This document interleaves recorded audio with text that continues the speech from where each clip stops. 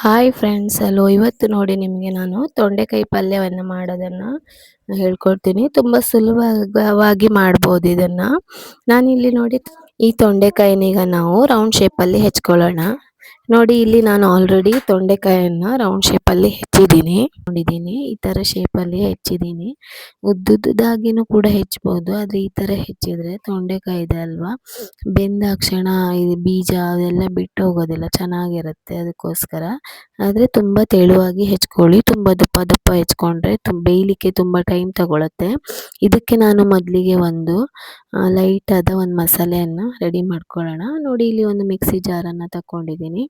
ಇದಕ್ಕೆ ನಾನು ಸ್ವಲ್ಪ ಹಸಿಮೆಣಸನ್ನು, ಖಾರಕ್ಕೆ ನಿಮಗೆ ಎಷ್ಟು ಬೇಕು ನೋಡಿ ಹಾಕ್ಕೊಳ್ಳಿ ಹಸಿಮೆಣಸನ್ನು. ನಾನೊಂದು ಇಲ್ಲಿ ಒಂದು 7 ಅಷ್ಟು ಹಸಿಮೆಣಸು ತಗೊಂಡಿದ್ದೀನಿ.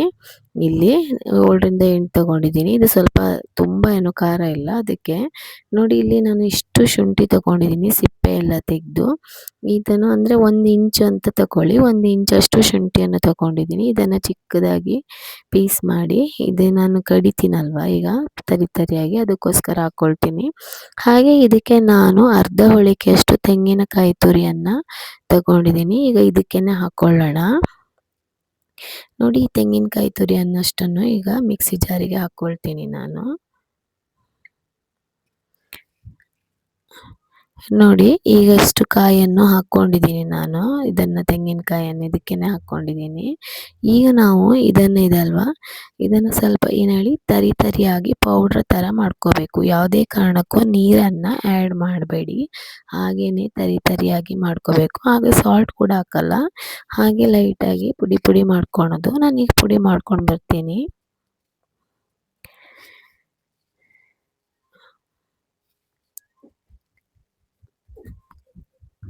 ನೋಡಿ, ಇದು ಆಲ್ರೆಡಿ ನಾನೀಗ ಮಿಕ್ಸಿಯಲ್ಲಿ ತರಿಯಾಗಿ ಮಾಡ್ಕೊಂಡು, ಈ ಚಟ್ನಿ ಪುಡಿ ಎಲ್ಲ ಮಾಡ್ತಾರಲ್ವ ಆ ಥರವಾಗಿ ಪುಡಿ ಮಾಡ್ಕೋಬೇಕು. ನೋಡಿ, ನಿಮಗೆ ನಾನೊಂದು ಸ್ಪೂನಲ್ಲಿ ತೋರಿಸ್ತೀನಿ ತೆಗೆದು. ಇಷ್ಟು ತರಿಯಾಗಿದ್ದರೆ ಸಾಕು, ನುಣ್ಣಗೆ ಮಾಡಲಿಕ್ಕೆ ಹೋಗಬೇಡಿ. ಲೈಟಾಗಿ ತರಿಯಾಗಿದ್ದರೆ ಸಾಕಾಗತ್ತೆ. ಇಲ್ಲ ನಾವು ಹಾಗೆ ಹಾಕ್ತೀವಿ ಅಂದರೂ ಕೂಡ ಹಾಕ್ಬೋದು, ಆದರೆ ಹಸಿಮೆಣಸೆಲ್ಲ ಬಾಯಿಗೆ ಸಿಗೋದು ಬೇಡ ಅಂತ ನಾನು ಈ ಥರ ಆಗಿ ಮಾಡ್ತೀನಿ. ಇದು ತುಂಬ ಚೆನ್ನಾಗಿ ಟೇಸ್ಟ್ ಕೂಡ ಬರುತ್ತೆ. ಅನ್ನಕ್ಕೆ ಹಾಗೂ ಚಪಾತಿಗೆ ಮತ್ತು ಏನು ಹೇಳಿ ಅಕ್ಕಿ ರೊಟ್ಟಿಗೆಲ್ಲ ತುಂಬ ಚೆನ್ನಾಗಿರುತ್ತೆ ಇದು ಕಾಂಬಿನೇಷನ್ ಒಳ್ಳೆ. ನೋಡಿ, ಈಗ ಎಣ್ಣೆ ಹಾಕಿದ್ದೀನಲ್ವ, ಕೊಬ್ಬರಿ ಎಣ್ಣೆ ಯೂಸ್ ಮಾಡಿದ್ದೀನಿ. ಈಗ ಇದಕ್ಕೆ ನಾನು ಸ್ವಲ್ಪ ಹೆಸರುಬೇಳೆ ಹಾಕ್ಕೊಳ್ತೀನಿ. ಈಗ ಹೆಸರುಬೇಳೆ ಹಾಕಿದ ಮೇಲೆ ಇದು ಸ್ವಲ್ಪ ಕಲರ್ ಚೇಂಜ್ ಆಗ್ತಿರ್ಬೇಕಾದ್ರೇ ಸ್ವಲ್ಪ ಸಾಸಿವೆಯನ್ನು ಹಾಕ್ಕೊಳ್ಳೋಣ. ನೋಡಿ, ಈಗ ನಾನು ಸ್ವಲ್ಪ ಸಾಸಿವೆ ಹಾಕ್ತೀನಿ. ಒಂದಿಷ್ಟು ಹಾಕಿದರೆ ಸಾಕಾಗತ್ತೆ. ಈ ಸಾಸಿವೆ ಇದೆ ಅಲ್ವಾ, ಎಣ್ಣೆ ಕಾದಿದ ಮೇಲೆ ಹಾಕಿದರೆ ಅದು ನೆಳಿ ಸಿಡಿತದೆ ಅಲ್ವಾ, ಅದರಿಂದ ಒಳ್ಳೆ ಚೆನ್ನಾಗಿ ಫ್ಲೇವರ್ ಬರುತ್ತೆ. ನಾನು ನನ್ನ ಕೆಲವೊಂದು ಪಲ್ಯ ಮಾಡೋ ವಿಡಿಯೋದಲ್ಲಿ ನಾನು ಸಾಸಿವೆ ಯೂಸ್ ಮಾಡಲ್ಲ, ಆದರೆ ಇದಕ್ಕೆ ಸಾಸಿವೆ ಹಾಕಲೇಬೇಕಾಗತ್ತೆ ಈ ಪಲ್ಯಕ್ಕೆ. ನೋಡಿ, ಈಗ ಇದಕ್ಕೆ ನಾನು ಈರುಳ್ಳಿಯನ್ನು ಹಾಕ್ಕೊಳ್ತೀನಿ. ನಾನು ಇಲ್ಲಿ 2 ಈರುಳ್ಳಿಯನ್ನು ತಗೊಂಡಿದ್ದೀನಿ ಚಿಕ್ಕದಾಗಿ ಹೆಚ್ಚಿ. ಈಗ ಇದನ್ನು ಆಯಿಲಲ್ಲಿ ಚೆನ್ನಾಗಿ ಫ್ರೈ ಮಾಡ್ಕೊಳ್ಳೋಣ. ನೋಡಿ, ಈಗ ಆಯಿಲಲ್ಲಿ ಫ್ರೈ ಆಗ್ತಿರ್ಬೇಕಾದ್ರೆ ಸ್ವಲ್ಪ ಕರಿಬೇವಿನ ಸೊಪ್ಪನ್ನು ತಗೊಳ್ತೀನಿ ನಾನು. ಇದನ್ನು ಕತ್ರಿಯಲ್ಲಿ ಚಿಕ್ಕದಾಗಿ ಕಟ್ ಮಾಡಿ ಹಾಕ್ತೀನಿ. ಕಟ್ ಮಾಡಿ ಹಾಕಿದಾಗ ಫ್ಲೇವರ್ ತುಂಬ ಚೆನ್ನಾಗಿರುತ್ತೆ. ಹಾಗೆ ಕರಿಬೇವಿನ ಸೊಪ್ಪಿದೆ ಅಲ್ವಾ, ಆರೋಗ್ಯಕ್ಕೂ ಒಳ್ಳೆಯದು ಕೂಡ ಇದು, ಶುಗರ್ ಇರೋರಿಗೂ ಕೂಡ ಒಳ್ಳೆಯದು. ಈಗ ನೋಡಿ, ಇಲ್ಲಿ ಇದ್ರ ಜೊತೆಗೆ ನಾನು ಈಗ ಹೆಚ್ಚಿ ಇಟ್ಕೊಂಡಿರುವಂಥ ನಾನು ಇಲ್ಲಿ ಒಂದೇ ಒಂದು ಟೊಮೆಟೊವನ್ನು ಯೂಸ್ ಮಾಡ್ತೀನಿ. ಯಾವಾಗಲೂ ತೊಂಡೆಕಾಯಿ ಪಲ್ಯಕ್ಕೆ ತುಂಬ ಟೊಮೆಟೊ ಹಾಕಿದರೆ ಅದು ವಿಪರೀತ ಹುಳಿ ಆಗಿಬಿಡುತ್ತೆ, ಯಾಕಂದರೆ ತೊಂಡೆಕಾಯಲ್ಲಿ ಹುಳಿ ಅಂಶ ಇರುತ್ತೆ ಅಲ್ವಾ, ಅದಕ್ಕೋಸ್ಕರ. ನೋಡಿ, ಈಗ ಇದನ್ನು ಚೆನ್ನಾಗಿ ಆಯಿಲಲ್ಲಿ ಫ್ರೈ ಮಾಡ್ಕೊಳ್ಳಿ. ಈ ಟೊಮೆಟೊ ಇದೆ ಅಲ್ವಾ, ಸ್ಮ್ಯಾಶ್ ಆಗಬೇಕು. ನೋಡಿ, ಈಗ ಇದು ಹೀಗೆ ಬೇಯ್ತಾ ಇರಬೇಕಾದ್ರೆ ಸ್ವಲ್ಪ ಅರಿಶಿನ ಪುಡಿಯನ್ನು ಹಾಕ್ಕೊಳ್ಳೋಣ ಇದಕ್ಕೆ ನಾವೀಗ. ನೋಡಿ, ಈಗ ನಾನು ಅರಿಶಿನ ಪುಡಿ ಹಾಕಿದ್ದೀನಲ್ಲ, ಒಂದ್ಸರಿ ಚೆನ್ನಾಗಿ ಮಿಕ್ಸ್ ಮಾಡ್ಕೊಳ್ಳಿ. ಟೊಮೆಟೊ ಮಾತ್ರ ಚೆನ್ನಾಗಿ ಸ್ಮ್ಯಾಶ್ ಮಾಡ್ಕೊಳ್ಳಿ, ಇದು ತುಂಬ ಮುಖ್ಯ. ನೋಡಿ, ಈಗ ಇದಕ್ಕೆ ಇದು ಆಲ್ಮೋಸ್ಟ್ ಈಗ ಟೊಮೆಟೊ ಚೆನ್ನಾಗಿ ಸ್ಮ್ಯಾಶ್ ಆಗಿದೆ. ಈಗ ನಾನು ಹೆಚ್ಚಿ ಇಟ್ಕೊಂಡಿದ್ದೀನಲ್ವ ತೊಂಡೆಕಾಯಿ, ಅದನ್ನು ಇದಕ್ಕೆ ಹಾಕ್ಕೊಳ್ತೀನಿ.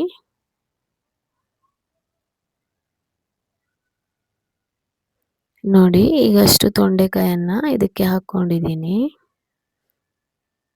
ಈಗ ಒಮ್ಮೆ ಮಿಕ್ಸ್ ಮಾಡ್ಕೊಳ್ಳೋಣ. ಸ್ವಲ್ಪ ಸಾಲ್ಟನ್ನು ಹಾಕ್ಕೊಂಡು ಮಿಕ್ಸ್ ಮಾಡ್ಕೊಳ್ಳಿ. ನಿಮಗೆ ಟೇಸ್ಟಿಗೆ ಎಷ್ಟು ಬೇಕು ನೋಡಿ ಹಾಕ್ಕೊಳ್ಳಿ. ನಾನಿಲ್ಲಿ 1 ಸ್ಪೂನಷ್ಟು ಸಾಲ್ಟ್ ಹಾಕ್ಕೊಂಡಿದ್ದೀನಿ. ನೋಡಿ ಈಗ ಚೆನ್ನಾಗಿ ಮಿಕ್ಸ್ ಮಾಡ್ಕೊಳ್ಳಿ. ಆಯಿಲು ಹಾಗೆ ಒಗ್ಗರಣೆ ಎಲ್ಲ ಚೆನ್ನಾಗಿ ಮಿಕ್ಸ್ ಆಗಬೇಕು. ನೀವು ಎಷ್ಟು ಚೆನ್ನಾಗಿ ಮಿಕ್ಸ್ ಮಾಡ್ಕೊಳ್ತೀರೋ ಅಷ್ಟು ಚೆನ್ನಾಗಿ ಬರುತ್ತೆ ಪಲ್ಯ. ಮತ್ತು ಉಪ್ಪಿದೆ ಅಲ್ವಾ, ಎಲ್ಲದಕ್ಕೂ ಹಿಡಿಬೇಕು. ಇಲ್ಲಾಂದರೆ ಒಂದು ಕಡೆ ಜಾಸ್ತಿ ಒಂದು ಕಡೆ ಕಡಿಮೆ ಆ ಥರ ಆಗುತ್ತೆ. ಈಗ ನೋಡಿ ಇದನ್ನು ಒಂದು ಸ್ವಲ್ಪ ಹೊತ್ತು ನೀರು ಹಾಕಬಾರ್ದು. ಮೊದಲಿಗೆ ಹಾಗೇ ಒಂದು 5 ನಿಮಿಷ ಲಿಡ್ಡನ್ನು ಕ್ಲೋಸ್ ಮಾಡಿ ಬೇಯಲಿಕ್ಕೆ ಬಿಡೋಣ. ನಾನು ಇದಕ್ಕೆ ಒಂದು ಲಿಡ್ಡನ್ನು ಕ್ಲೋಸ್ ಮಾಡ್ತೀನಿ. ಇದನ್ನು ಈಗ ಚೆನ್ನಾಗಿ ಬೇಯಲಿಕ್ಕೆ ಬಿಡೋಣ. ಅಂದರೆ ಒಮ್ಮೆ ತೆಗೆದು ನೋಡ್ತಾ ಇರಿ, ಯಾಕಂದರೆ ತಳ ಹಿಡಿಬೋದು. ಯಾಕಂದರೆ ನಾವು ಇಲ್ಲಿ ನೀರು ಹಾಕಿ ಬೇಯಿಸ್ತಾ ಇಲ್ಲ ಅಲ್ವಾ, ಬರೀ ತೊಂಡೆಕಾಯಿ ಹಾಗೆ ಒಗ್ಗರಣೆಯಲ್ಲೇ ಬೇಯಿಸ್ತಾ ಇರೋದ್ರಿಂದ ಒಮ್ಮೆ ತೆಗೆದು ನೋಡಿ, ಒಮ್ಮೆ ಮಿಕ್ಸ್ ಮಾಡ್ಕೊಳ್ಳಿ ಚೆನ್ನಾಗಿ. ಲೈಟಾಗಿ ಕಲರ್ ಕೂಡ ಚೇಂಜ್ ಆಗಿದೆ ನೋಡಿ. ಇದು ಈ ಥರ ಕಲರ್ ಚೇಂಜ್ ಆಗಿದ್ರೆ ಇದು ಸ್ವಲ್ಪ ಬೆಂದಿರುತ್ತೆ. ಈಗ ನಾನು ಏನು ಮಾಡೋಣ ಅಂದರೆ ಇದರಲ್ಲಿ ನೋಡಿ ನೀರಿನ ಅಂಶ ಕೂಡ ಇದೆ. ತರಕಾರಿದ ನೀರು ಬಿಟ್ಟಿರುತ್ತೆ ಅಲ್ವಾ, ಅದಕ್ಕೋಸ್ಕರ ಮೊದಲಿಗೆ ನೀರನ್ನು ಹಾಕ್ಕೊಳ್ಬೇಡಿ.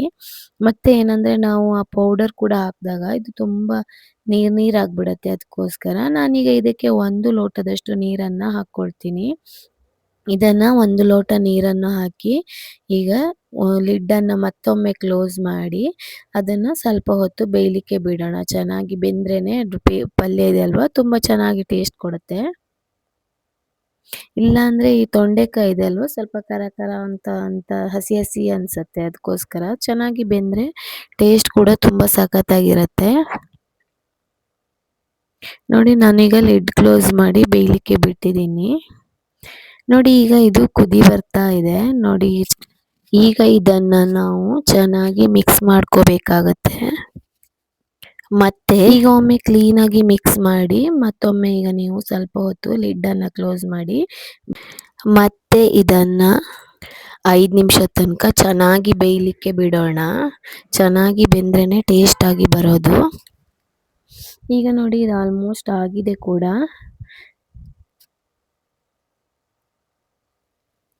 ನೋಡಿ ಈಗ ಇದು ತೋರಿಸ್ತೀನಿ ನೋಡಿ ನಿಮಗೆ. ಇದರಲ್ಲಿ ಒಂದು ಹೋಳನ್ನು ತೆಗೆದು ಇದು ಅಂದರೆ ತೊಂಡೆಕಾಯಿ ಚೆನ್ನಾಗಿ ಬೆಂದರೆ ಇದೆ ಅಲ್ವಾ, ಪಲ್ಯ ತುಂಬ ಚೆನ್ನಾಗಿರುತ್ತೆ. ಅದಕ್ಕೆ ಮತ್ತೇನಂದರೆ ಉದ್ದುದ್ದದಾಗಿ ನಾವು ಸಿಗಲಿ ಮಾಡಿದರೆ ಅದು ಪಲ್ಯ ಬೆಂದಾಗ ಒಂಥರ ಸ್ಮ್ಯಾಶ್ ಆದಂಗೆ ಆಗುತ್ತೆ. ಈ ಥರ ಹೆಚ್ಕೊಂಡ್ರೆ ಚೆನ್ನಾಗಿರುತ್ತೆ ಪಲ್ಯ. ನೋಡಿ ಎಷ್ಟು ಚೆನ್ನಾಗಿ ಬೆಂದಿದೆ ನೋಡಿ, ಸಾಫ್ಟಾಗಿ ಬೆಂದಿದೆ ಕೂಡ. ಈಗ ನೋಡಿ ಇದು ಆಲ್ಮೋಸ್ಟ್ ಈಗ ಬೆಂದಿದೆ ಅಲ್ವಾ. ಈಗ ನಾವು ಆಲ್ರೆಡಿ ಪೌಡ್ರ್ ಮಾಡಿ ಇಟ್ಕೊಂಡಿದ್ದೀವಿ ನೋಡಿ ಮಿಕ್ಸಿಲಿ, ಅದನ್ನು ಈಗ ಇದಕ್ಕೆ ಹಾಕ್ಕೊಳ್ಳೋಣ. ಆ ಪುಡಿಯನ್ನು ಮಾತ್ರ ಯಾವುದೇ ಕಾರಣಕ್ಕೂ ಮಿಕ್ಸಿಯಲ್ಲಿ ಖಾರ ಇದೆ ಅಂತ ಅಂದ್ಕೊಂಡು ನೀರನ್ನು ಮಾತ್ರ ಹಾಕಲಿಕ್ಕೆ ಹೋಗಬೇಡಿ. ಇದು ಈಗ ತರಕಾರಿ ಜೊತೆಗೆ ನೀರಿನ ಅಂಶ ಇದೆ ಅಲ್ವಾ, ಅದ್ರ ಜೊತೆಗೆ ಬೇಯಬೇಕಾಗುತ್ತೆ. ಈಗ ನೋಡಿ ಎಲ್ಲ ಪೌಡ್ರನ್ನು ಹಾಕ್ಕೊಂಡಿದ್ದೀನಲ್ವ ನಾನು, ಚೆನ್ನಾಗಿ ಮಿಕ್ಸ್ ಮಾಡ್ಕೊಳ್ಳೋಣ. ಈಗ ಎಲ್ಲ ತೊಂಡೆಕಾಯಿಗೂ ಕೂಡ ಈ ಮಸಾಲೆ ತಾಗಬೇಕು. ಆ ಥರದಲ್ಲಿ ಚೆನ್ನಾಗಿ ಮಿಕ್ಸ್ ಮಾಡ್ಕೊಳ್ಳಿ. ನೀವು ಎಷ್ಟು ಚೆನ್ನಾಗಿ ಮಿಕ್ಸ್ ಮಾಡ್ಕೊಳ್ತೀರೋ ಅಷ್ಟು ಚೆನ್ನಾಗಿ ಬರುತ್ತೆ ಪಲ್ಯ. ಹಾಗೆ ತೆಂಗಿನಕಾಯಿ ತುರಿ ಇದೆ ಅಲ್ವಾ, ಅರ್ಧ ಹೋಳಿಕೆ ನೀವು ಹಾಕಲೇಬೇಕು. ಇಲ್ಲ ಕಡಿಮೆ ಕಾಯಿ ಹಾಕಿದರೆ ಅಷ್ಟು ಟೇಸ್ಟ್ ಚೆನ್ನಾಗಿ ಬರಲ್ಲ ಇದಕ್ಕೆ. ಇದೊಳ್ಳೆ ಚೆನ್ನಾಗಿರುತ್ತೆ, ಹುಡಿ ಹುಡಿಯಾಗಿರುತ್ತೆ ನೋಡಿ. ಹೀಗೆ ಎಲ್ಲವನ್ನು ಚೆನ್ನಾಗಿ ಮಿಕ್ಸ್ ಮಾಡ್ಕೊಳ್ಳಿ. ಯಾಕಂದರೆ ನಾವು ಶುಂಠಿ ಹಾಕಿರ್ತೀವಲ್ವ ಕಾಯಿ ಜೊತೆಗೆ, ಹಸಿಮೆಣಸು ಶುಂಠಿ ಎಲ್ಲ ಅದೆಲ್ಲ ಈ ಒಗ್ಗರಣೆಯಲ್ಲೇ ಈಗ ಬೇಯಬೇಕು ಸ್ವಲ್ಪ ಹೊತ್ತು. ಈಗ ಮೇಲುಗಡೆ ನಾನು ಸ್ವಲ್ಪ ಸಾಲ್ಟ್ ಹಾಕ್ಕೊಳ್ತೀನಿ. ತುಂಬ ಹಾಕಲಿಕ್ಕೆ ಹೋಗಬೇಡಿ, ಸಾಲ್ಟ್ ಇದ್ದರೆ ಹಾಕಲಿಕ್ಕೆ ಹೋಗಬೇಡಿ. ಹಾಗೆ ಸ್ವಲ್ಪ ಕೊತ್ತಂಬರಿ ಸೊಪ್ಪನ್ನು ಪೀಸ್ ಮಾಡಿ ಹೆಚ್ಚಿ ಇಟ್ಕೊಂಡಿದ್ದೀವಲ್ವ, ಅದನ್ನು ಈಗ ಇದಕ್ಕೆ ಹಾಕ್ಕೊಂಡು ಚೆನ್ನಾಗಿ ಮಿಕ್ಸ್ ಮಾಡ್ಕೊಳ್ಳಿ. ಸಾಲ್ಟ್ ಕೂಡ ಚೆನ್ನಾಗಿ ಮಿಕ್ಸ್ ಮಾಡ್ಕೊಳ್ಳಿ. ಇಲ್ಲಾಂದರೆ ಒಂದು ಕಡೆ ತುಂಬ ಸಾಲ್ಟ್ ಆಗಿರುತ್ತೆ, ಇನ್ನೊಂದು ಕಡೆ ಸಾಲ್ಟ್ ಕಡಿಮೆ ಅನಿಸುತ್ತೆ. ಅದಕ್ಕೋಸ್ಕರ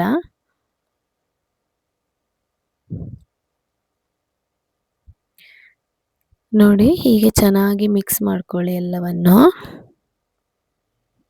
ಫ್ಲೇವರ್ ಇದೆ ಅಲ್ವಾ, ಇದು ಈ ಬಿಸಿ ಆಗ್ತಾ ಇದ್ದ ಹಾಗೇನ ಶುಂಠಿ ಹಾಕಿರೋ ಫ್ಲೇವರು, ಹಾಗೆ ಹಸಿಮೆಣಸು ಹಾಕಿರ್ತೀವಲ್ಲ ಅದು, ಆಮೇಲೆ ಏನು ಹೇಳಿ ಕರಿಬೇವಿನ ಸೊಪ್ಪು ಕೊತ್ತಂಬರಿ ಸೊಪ್ಪೆಲ್ಲ ಇದ್ವಲ್ಲ, ಆ ಫ್ಲೇವರೇ ತುಂಬ ಚೆನ್ನಾಗಿರುತ್ತೆ. ಆ ಬೆಂದಾಗ ಬರ್ತದೆ ನೋಡಿ ಫ್ಲೇವರು, ತುಂಬ ಸಖತ್ತಾಗಿರುತ್ತೆ ಪಲ್ಯ ಕೂಡ. ನೀವು ಒಮ್ಮೆ ಮನೆಯಲ್ಲಿ ಟ್ರೈ ಮಾಡಿ, ಮತ್ತೊಮ್ಮೆ ಖಂಡಿತ ಈ ಪಲ್ಯ ಮಾಡೇ ಮಾಡ್ತೀರಾ, ನೋಡ್ತಾ ಇರಿ ಬೇಕಾದರೆ.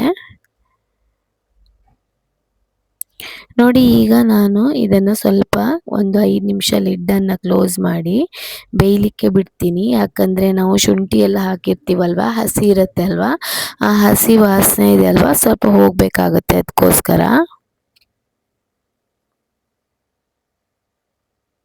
ನೋಡಿ ಇದು ಆಲ್ಮೋಸ್ಟ್ ಆಗಿದೆ ಕೂಡ. ಈಗ ತೋರಿಸ್ತೀನಿ ನೋಡಿ ಹತ್ರದಿಂದ ನಿಮಗೆ, ಎಷ್ಟು ಚೆನ್ನಾಗಿ ಬಂದಿದೆ ನೋಡಿ ಅಲ್ವಾ, ಆ ಕಲರ್ ಎಷ್ಟು ಚೆನ್ನಾಗಿದೆ ನೋಡಿ ಅಲ್ವಾ. ಇದು ನಿಮ್ಗೆ ಏನಾದರೂ ತೆಳು ಅನಿಸ್ಬೋದು, ಬಟ್ ನೀವು ಆಫ್ ಮಾಡಿ ಸ್ವಲ್ಪ ಹೊತ್ತಿಗೆ ಈ ಪಲ್ಯ ತುಂಬ ಗಟ್ಟಿಯಾಗಿ ಬಿಡತ್ತೆ.